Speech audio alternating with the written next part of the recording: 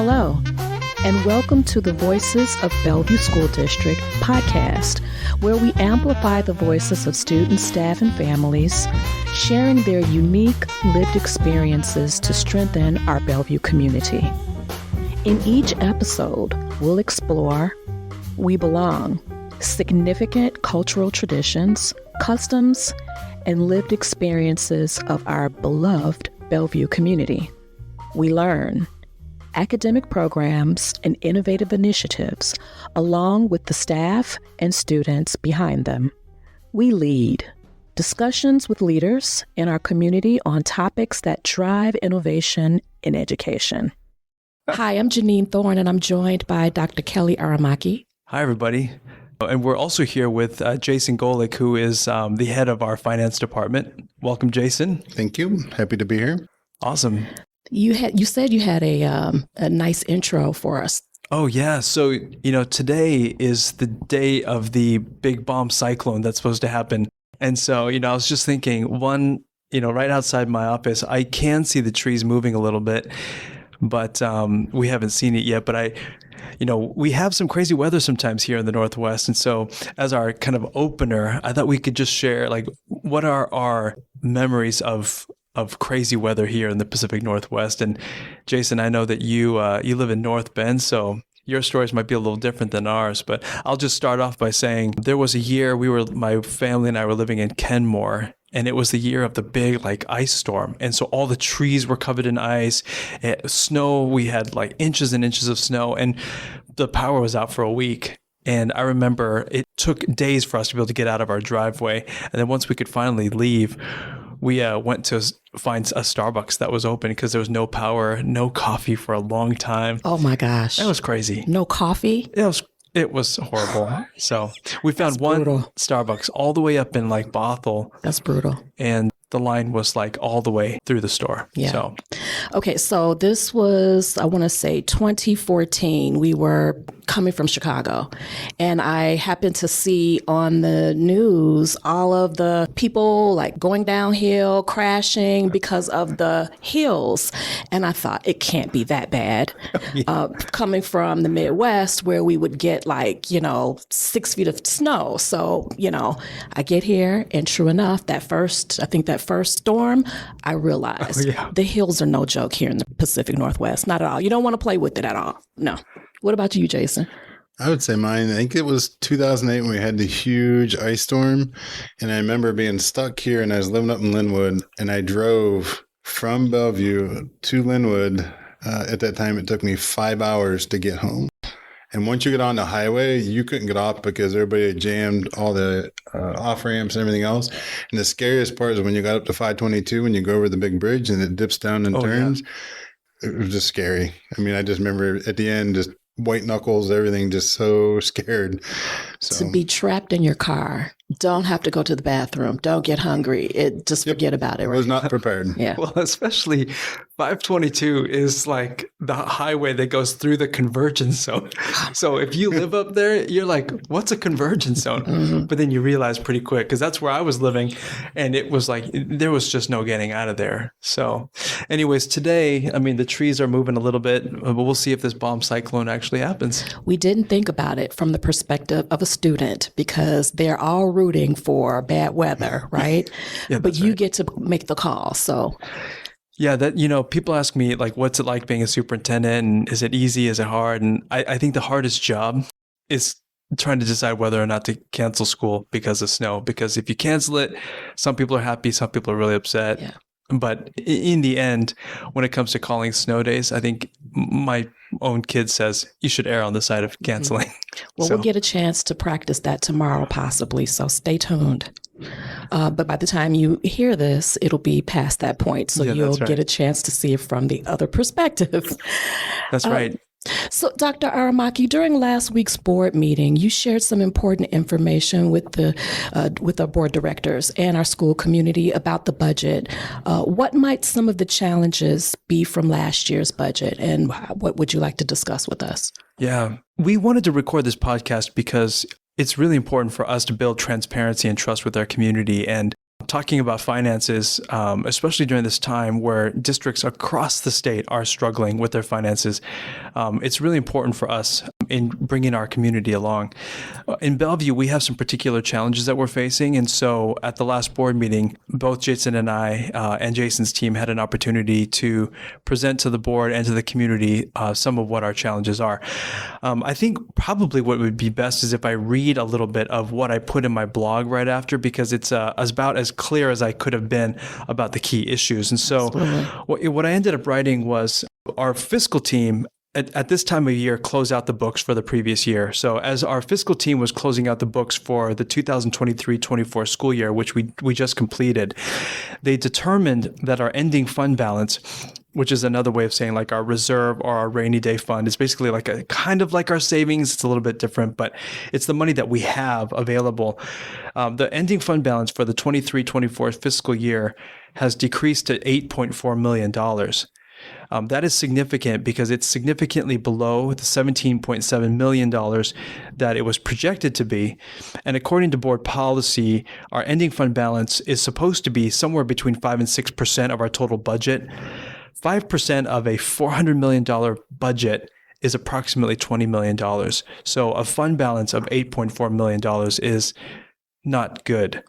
The key issue is simply that our expenses from last year far exceeded what we budgeted we would spend last year. And as we've traced back these higher expenses, we identified root causes that we now understand and can manage more appropriately in the future. So that's kind of basically what our challenge is that we overspent last year what we had projected to spend. And the thing that I wanted to point out, we talked about this at the board meeting, and I mentioned it in my blog as well. But all of the things that we spent money on were things that were important for kids. I mean, it was on services and supports for students, or it was to pay for things that were contractually required for our different bargaining groups. So the purpose of the expenditures weren't necessarily a bad thing in themselves. The challenge for us is the fact that we overspent what we thought we were going to spend by quite a bit of money. Jason, is there anything that you would add just to that issue? Thing I would add is trying to get people to understand the purpose of the fund balance is. So on average, we spend about $35.6 million in expenditures. Our revenue coming in averages out to about $35.2 million. So right there, you can see that we're spending more than we're bringing in. The problem runs into in the months like June and a couple others, our revenue coming in may go down to about $20 million. And so to cover that extra $15 million, we have to then dig into what would be our savings account to pay for those funds. So that's the purpose of having a ending fund balance or a fund balance well above what your expenditures are. So anytime there's those costs, you can do it. This is a perfect example. Come tomorrow, we may have unexpected expenditures, things that we didn't plan for. And if those exceed what was in our savings, then we'd have some trouble. So the importance of building that savings up for in times like this, we can cover those costs and keep operating. So can you just can you restate some of those numbers again? So how much did you say we typically spend in a month, and then how much do we typically get in a month? We were typically spending about $35.6 million every month. Every month. We pull in revenue, it's about $35.2 million. That's on average across all 12 months. There are months where it dips down below $30 million in revenue, and we may only get like 27 or 20, and that's where we'll use the fund balance to help cover that difference. I know our budgets are posted on BSD 405, so if anyone is looking to see what those expenditures that you and Dr. Aramaki are talking about, they can see them there. Correct. One of the things that you've explained to me, Jason, that I think is good for the public to know is like, why does our revenue change from month to month? Like you would think that it would be pretty steady from month to month. So can you just, in a kind of simple fashion, explain why sometimes it's higher, sometimes it's lower? Yeah, that's a good question because we get money from multiple sources. One of those sources being the local taxes, local levy that we get. They're the source being the state. So the state has a percentage they give us. They don't give us an equal amount across every month for the whole time. They adjust their percentages, about how much we get. And some of it is based on when we do collect those local levy money or dollars, because they feel that we're flooded with cash at that time. We may get a month where we get 40 million in revenue, but they expect you to carry that for a couple months. And that may not be the case for someone like us in those cases. But it's based on the percentages, and we'll have all that information up there so people can see. But I think that's one of the pieces people don't realize, that we don't get this even amount of money every month, and that it goes up and down based on what the state and the county give us. So basically, a big portion of our budget comes from our local levy dollars, which our voters approve every few years or so. And the money from the levy comes into our budget in, I think, October and April. Mm-hmm. And so right after October and right after April, our apportionment, or the money we get from the state, dips in those months right directly following that, because they assume that we have more money. But then there can be times where we have to dip into our fund balance or our savings in order to pay the bills. That is correct. And if the fund balance is too low, then we don't have that. Correct. If we don't have enough in our fund balance and our expenses exceed our revenue, how does a district then pay for their bills? Because I'm assuming, we can't just not pay our bills. There's a couple avenues we can take that, by all the power in us, that we're going to try to avoid. One, you can do a loan to yourself, so we could take a loan from like the levy or the bond and end up paying back. The other piece, you can do an allotment advancement or apportionment advancement, to where you get in the state to give you money, but then again, you have to pay all that money back. So in some of that, you have to pay back before the school year's out. So it may help us right in that moment, but long run, we still have to make those payments. And so that may even hurt us even more in those months come down the road. So our strategy is doing what we can to make sure that we always have enough cash on hand. And that's where we come into the cash flow, to make sure that we can pay our bills and pay people. What helps me kind of understand it as a family kitchen table conversation. So how would you describe it if I were thinking about this as I think about my own budget? Yeah, it's easy to equate to looking at a family piece of this. So if you're sitting around the kitchen table and we decide what's the priority for the family for a vacation or something this year, well, we don't have enough in our savings. We've got to come up with that money somehow. So we may go through and look at all of our online streaming subscriptions. We may say, well, we don't need Hulu for a year. We don't need Amazon Prime or Netflix.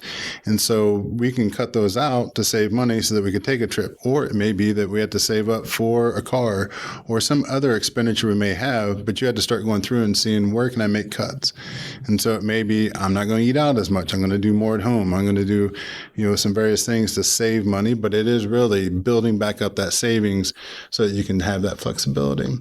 I look at it as what you need versus what you want. Something that Director Block mentioned at the last board meeting was kind of an aha for me. I know this to be true, but the way he said it was just super clear. But he basically said, our job as a school district is to spend our money. We get money from the state, we get money from our levy, and that is money that we are supposed to allocate and use to serve our kids. Our job is not to make money as a school district. So we're not in a position of racking up money, saving money, in order to be flush with cash, because our job is to take the money that we're given and to use it to serve our kids in the very best way possible. And so spending our money is what we're supposed to be doing for our students. But the challenge comes when the savings that we have is too low. I think that's where we need to maintain at least a certain level of money so that we can make sure that we pay our bills every month. That's correct. You've talked about the challenges that are before us, and you've talked a little bit about the state and how they pay us, but what is the state's role in helping fund us? Can you talk a little bit about that, either of you? Yeah, so I can start by just saying some of the challenges that we're facing are local. So we have some issues that we're working through around budgeting appropriately the expenses that we should expect. And so, because some of these things that we're finding this year were unexpected, we didn't plan well enough for how high the expenditures were going to be. So some of that are local problems on our end that we have to address and fix. But all of that is built on this foundation of underfunding of public education by the state of Washington. The state of Washington, in our Constitution, says that education is our paramount duty. We are supposed to be providing ample funding for our kids to have an education. But what we all know well now is that the state woefully underfunds public education. They don't provide nearly enough funds to provide for the needs of kids with special needs. They don't provide for needs that kids have like mental health, or they hardly provide enough for nursing and for counseling and things like that. And Do they fund our 7th period day? Yeah, so even like funding electives and things like that, the state does not provide enough. Even some basic things like transportation for students who are experiencing homelessness, the state doesn't provide additional funding for that. The state doesn't provide full funding for benefits for employees, things like substitutes for paraprofessionals. So we have paraprofessionals in Bellevue who are incredible, who work with our kids, many of whom have some of the greatest needs in our system. But if a paraprofessional is absent and needs a substitute, the state provides no funding for substitutes. And so we have to find in our budget room to be able to pay for substitutes. And the list goes on and on and on. There's just a ton of things that are not funded or are underfunded by the state that they require us to provide. Yeah, the other one I would add in there is like the benefits for staff that do not work, full 8 hours or part-time. The state does not fund you for their benefits for the basically what a full-time would be. That falls onto the district to cover that cost. So the state will give you up to what they work, but everything after, because you still have to pay the full amount, we have to cover that cost. The other thing, Janine, that you're going to hear people talk about is this idea of the MSOC, which is MSOC, or Materials, Supplies, and Operating Costs. And as the legislative session gets closer and closer, you're going to hear a lot of people talking about MSOCs, because the state provides us with funds to pay for materials, supplies, and then operating costs, which include things like insurance, utilities, and things like that. The costs for all of those MSOCs grow every single year because of inflation and things like that.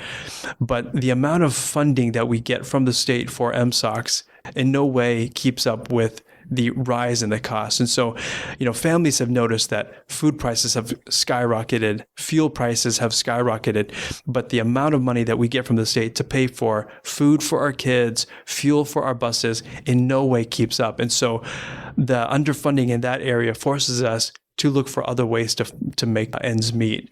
And so when you look at the challenges that we're facing in Bellevue in particular, it's built on this kind of foundational challenge that is impacting every school district around the state. I've been working with superintendents from every corner of Washington state, and regardless of we're a suburban district, an urban district, a rural district, we're small or we're large or we're medium-sized, we are all dealing with this issue of not having enough funds to run our schools. So what do you think will happen in the next coming weeks or months with superintendents that you're meeting with? What plans are underway, if you can share that? With other superintendents? Yeah. For the big picture? Yes. Oh, sure. So tomorrow I am going with the school board to the WASDA conference, which is the Washington State School Directors Association.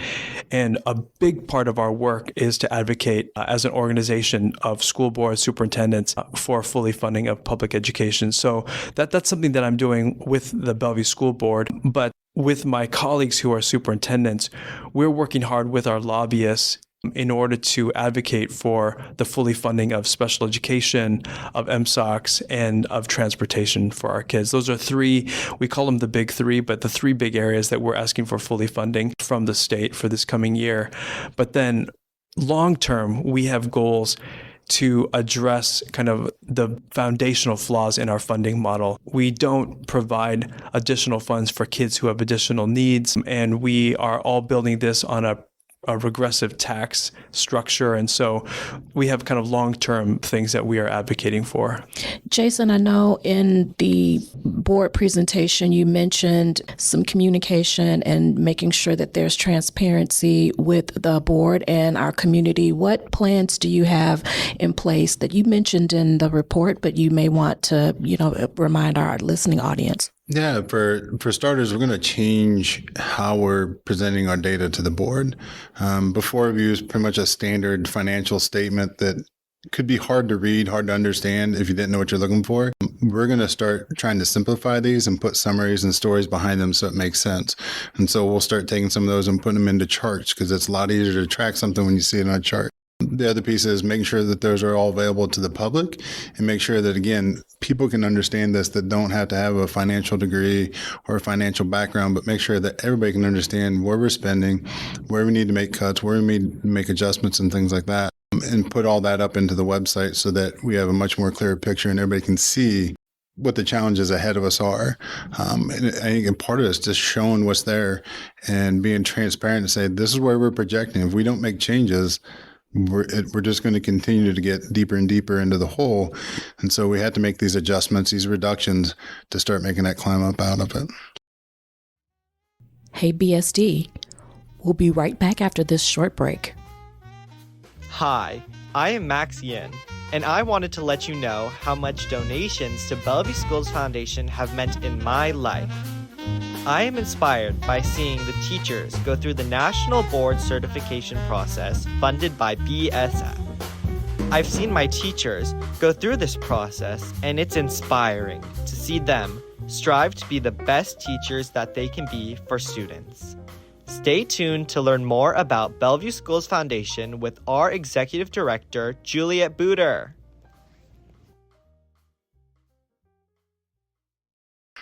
What would either of you say to the taxpayer or our neighborhood partners that are here, that are supporting our schools, that want to support our schools, but may be feeling a little unconfident in what all of these scenarios that you've laid out? What would you say to them? Yeah, that's a good question. I think the thing that comes to me right away is the Bellevue School District is an exemplary school district. I mean, we are a world-class education. People move here because of our education system. We're providing some of the highest quality education for kids, whether it's, AP classes, our IB program at Interlake High School. We have more language programs than anybody else. Incredible. We started Korean and Hindi this year, which is drawing in a ton of students. And so what I would want people to know is we're going through some challenging times with regards to our budget, but we will never compromise and never have to compromise on the world-class education that we provide for kids. And so I just want parents and our community to know that we're going to continue to be a shining star in education here in Washington State. And then that said, I also want our community to know that we are accountable to our community about our finances, and we are going to work hard to improve our systems, to maintain stability for our community, and then to be transparent with the things that we're doing. One other thing that I'll just bring up is we need to bring our fund balance up this year. We don't have a choice. Keeping it at $8.4 million is not an option. It's something that we have to work on urgently and that we need to work on collectively as a whole community. And so Jason and I are going to be working with every single person in this district to look at ways that we can reduce our spending this year. We have to recover about $12 million in our budget. A couple million of that is going to come from increased revenue. Correct. But the $10 million of that we have to find in reduced spending. And so we're going to be working over the next month or so with our community to find ways that we can cut that spending out of our budgets. That was my question. How can the community get involved if they can? There's not much that the community can do. I think for staff that are working in our system, whether it's staff working in our schools or in our tech department or in operations or even like on the superintendent's cabinet, we all have to kind of sit down and work in our teams to find ways to reduce spending. We need everyone, one, to be aware of the fact that we need to live within our means. That one is so critical. But then everybody's got to figure out, looking at their budgets, what is essential to have and what is nice to have. And whatever is nice to have, to see if we can postpone that spending to future years. So it's not that we have to delay forever the things that we want to accomplish in our system, but it's what do we need to spend right now that we need to spend? We can continue to do that, but what we can push off, we really have to do that. The thing I was going to mention is that The way we developed this plan is to do a recovery over multiple years. So we're not going to try and recoup 15 million in this first year, because that would be very aggressive and you'd feel it across the whole district. So our plan is to really start monitoring the budget, start being more transparent, but start growing the fund balance. And our goal is to add $3 million to it per year. So this will take us a little bit to get to that 5%, but this allows us to keep having the excellence in, teaching our students and having the kids and the facilities and the programs, but also helps us build back that fund balance. And I just want to say, as a parent myself and a voter, that the support for children come through the local levy. So now more than ever, it's time to, continuing to support that. Yeah, that's right. Bellevue residents have always supported education in Bellevue. One of the reasons why we have such an incredible Thank you. Education program here in Bellevue is because our voters always vote for schools, whether it's the bonds or it's the levies. And so we are so thankful for our Bellevue community for their support in education. And we're going to continue to provide the education that they expect from us. We don't take their support for granted.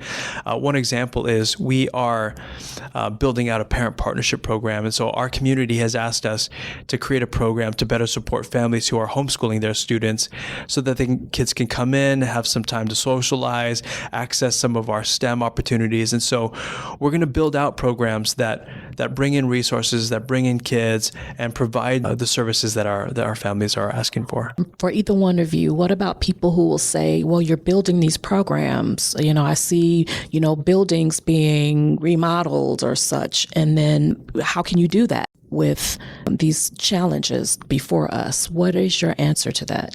Our funding comes from multiple sources.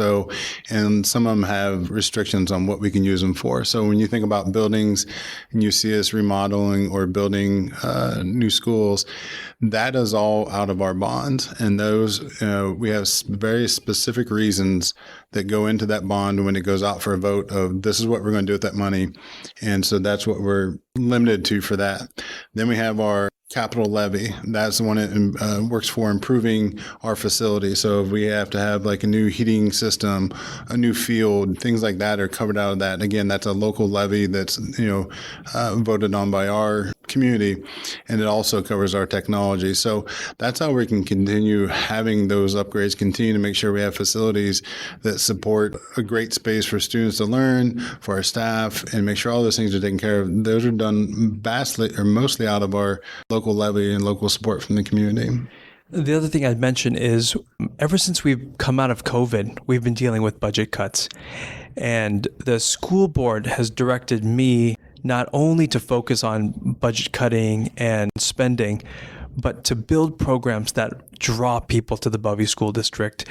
We've seen a decline in enrollment coming out of COVID, but they wanted to make sure that we weren't just cutting resources and cutting budgets and cutting spending, but that we were building programs to increase enrollment. And so we took that to heart. And so if people see us, investing in programs, it's because we believe that those programs will draw kids back into the public education system, back in from homeschooling, back, we want to bring kids to the Bellevue School District. If families move to the Northwest and have a choice on where to live, we want them to choose Bellevue because we have the programs that are going to prepare kids for the future. And so what's really great is just from looking at this past year and the year before, actually, these programs that we're creating are drawing kids to the school district. And so we've seen an increase in enrollment over the past couple of years, which is a huge help in our budget situation. And we're going to continue to do that. One of the things that we talked about in a previous podcast was the Welcome Center. And so people were wondering, why are we investing in creating a Welcome Center for families? But part of that is because we live in a time now where families have choice where they send their kids, whether it's homeschool, private school, or to other school districts. And so we wanted to create a welcome center similar to that exists at the colleges. We want to fight for every single student and every single family. We want to create a welcoming environment for our families and our new students. We want to be able to give resources when families need resources, but we also want to be able to showcase the programs and schools that we have in our school district. And so we believe that investing in initiatives like the Welcome Center is actually going to bring in even more families and help us to retain families. So what can we expect next as a school community from you, Jason, in communicating about some of our challenges, and then Dr. Aramaki as you work with the board to sustain us moving forward? What can we expect? So one of the things we're changing, again, this goes back to how we're communicating with the board, which then goes out to the community as well. And so one of the things we're changing is each board meeting, there'll be a preliminary budget report that kind of shows what's coming up for the month right behind us. When we do our financial statements where we close out a month, we're actually holding a study session with the board or an info session. And again, that is really to start taking that deep dive into all the financial information there. It gives them the opportunity to review, ask questions that they may not have had before. Then again, taking all that information and putting it up onto the district website. So then the community not only can watch us when we're having those sessions, but then they can also come back and read it at their leisure, and we'll provide more in-depth information up on the website than we may have in a presentation. But it gives everybody the opportunity to start seeing really what we're looking at and trying, being transparent so everybody knows the direction we're heading, and being able to track if we're making reductions or we're adding revenue, are we meeting those needs? Something you've always kind of championed, Janine, is the importance in communications of communicating often and transparently. And so I think in strengthening confidence and trust in our community, that's our first focus, is transparency into our finances and, frequent communication with our community. So we're going to work on that so that people can kind of see in and see what we're working on. Thank you. Any last thoughts? I'll just close by saying to the BSD community, we have an incredible school district. We're doing really remarkable things. Our teachers are top notch. We have some of the most incredible, dedicated educators, and that is not going to change. They are here. We're doing great work. The financial stuff, join the club. There are districts all over the place that are for sure going through financial distress for a whole bunch of different reasons. And so we are part of that. We might have some of our own issues that we're working through, but we're part of it. And I think it's important that we not just in Bellevue, but across the state, work together through this, and we will get through it. Our kids matter. And so my hope and optimism comes from the fact that we're working with the Bellevue Schools Foundation. We're working with the Bellevue Council PTSA. We're working with the Bellevue Education Association. All of us together are advocating for more resources, ample and equitable resources for our kids. And I have hope that that is going to work out for us and for districts across the state. We just finished a strategic plan that you can see exactly what the initiatives for the next 5 years are. So it's right there on our website. We welcome you to visit there and see everything in detail. These are challenging times, but the one thing that I'm inspired by, Dr. Aramaki, as you say, that we belong, we learn, we lead together, and that this is a beloved community. So it's time to work together. That's right. Okay. All right. So before we go, there is light at the end of the tunnel, and I'm joined by Executive Director Juliet Booter. Thank you, Janine. Thanks for having me. So tell us, Juliet, many of our listeners have just listened to Dr. Aramaki and Jason talk about the challenges before us. Tell us a little bit about Bellevue School Foundation and what a great partner they are with the district and what people can do to get involved. Thank you. Well, I appreciate the transparency that Dr. Aramaki and Director Golec have provided to the community. And I think in order to resolve any challenge, we must shine light on it. So thank you for lifting up the challenges in a way we can each understand. And the foundation was funded in a very similar conversation decades ago. Community members decided that because the state funding equation was complicated and they were dependent on levies, there was a way for them to personally do something about the education that their students are receiving in the classroom every day. And so we were the first foundation that was created in Washington State dedicated to supporting K through 12 initiatives. And we are still here today, continuing to fund the programs that we believe students need, including mental health counseling, computer computer science, preschool tuition, teacher training, arts, music, enrichment, and so much more. And this year, we are proud to have given the district almost $1 million, but our goal over the next 5 years is to double our contributions to Bellevue School District. We see the need, we feel it, and I think there's an opportunity for anyone who's sitting around their kitchen table and who has some extra change to give that to the foundation so we can support Dr. Aramaki, his leaders, our teachers, and the students for the programs and services that are so critical. I can definitely say as a parent, my student has benefited from Bellevue Schools Foundation. So thank you for all of your work. Where should parents go and what should they do? And I know this is the season of giving, so talk a little bit about that. Yes. Well, our website is a great resource, bsfdn.org. You can contact me or any of my team members. We have a small team, 3 staff members that are full-time, 2 that are part-time, and we love talking to community members like you, Janine. Many parents don't realize how much the foundation has supported their children until they learn about our programs. So one idea during this holiday season, if you're looking for a gift, whether it's for a parent, a grandparent of a student, or you're thinking, we may not need this additional toy in our house, giving a gift to the foundation in support of their education is such a wonderful way to start a conversation with your child about the importance of giving. And what do you do at the kitchen table when there is a little bit of extra change? And in our community, with the thousands and thousands of families, that change can add up to millions of dollars. So you heard Dr. Aramaki and Director Golec talk about the $10 million in savings that they are looking to cut. We would like the community to step forward and make their job a bit easier and safeguard those programs that are so critical to the world-class Bellevue School District experience. Absolutely. In this economy, every bit counts, and some people feel like they don't have anything to give. What would you say to those that feel like they just don't have anything to give in this economy?